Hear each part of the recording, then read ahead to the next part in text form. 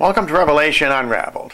I'm your host, William Tapley, also known as the third eagle of the apocalypse and the co-prophet of the end times. On this program, I want to talk about a very unusual incident which occurred earlier this week. And that's when Pastor Paul Begley had an encounter with a demon on one of his videos.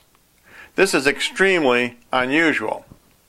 Now, you read about such things, you read about poltergeists, moving objects, and of course poltergeists are actually demons.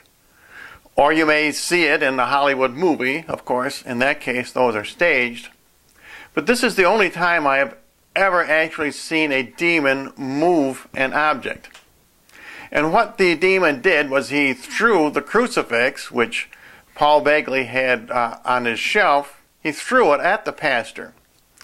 And of course he was very shook up, and a lot of people are watching this video because it is extremely unusual and it is somewhat frightening to see the power of the devil.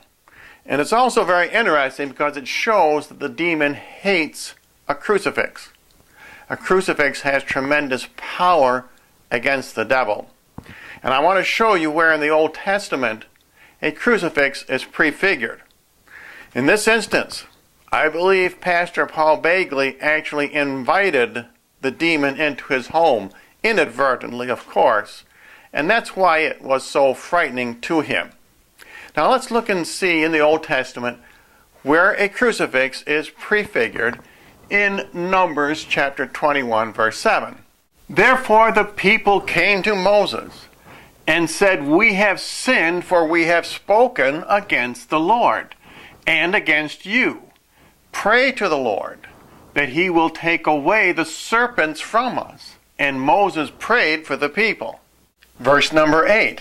And the Lord said to Moses, "Make a fiery serpent and set it on a pole. And it shall come to pass that everyone that is bitten, when he looks on it, shall live." And verse number 9.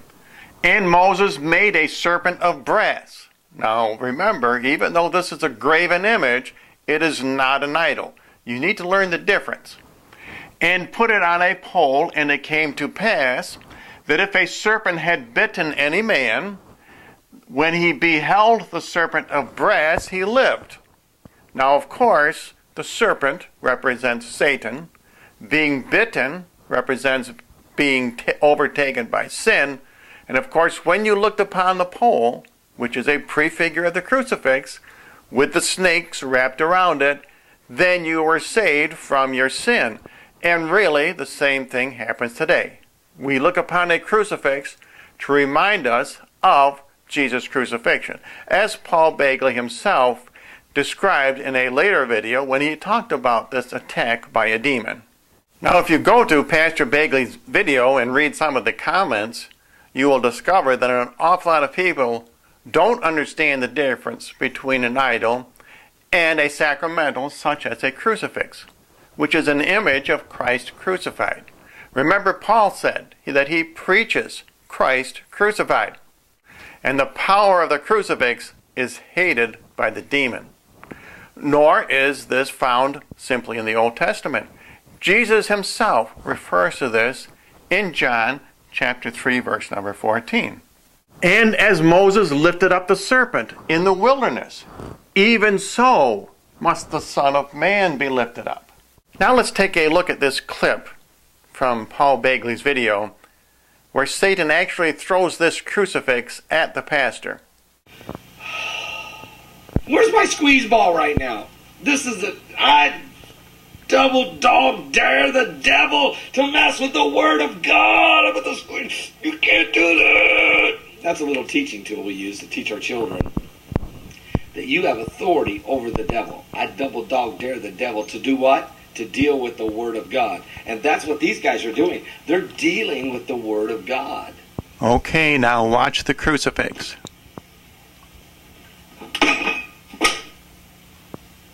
Pastor Paul is visibly shaken by this experience.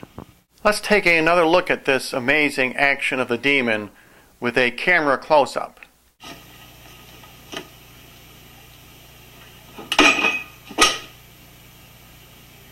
Now, in my opinion, Pastor Begley actually invited this demon into his home by taunting him. You do not overcome the demon with a squeeze ball.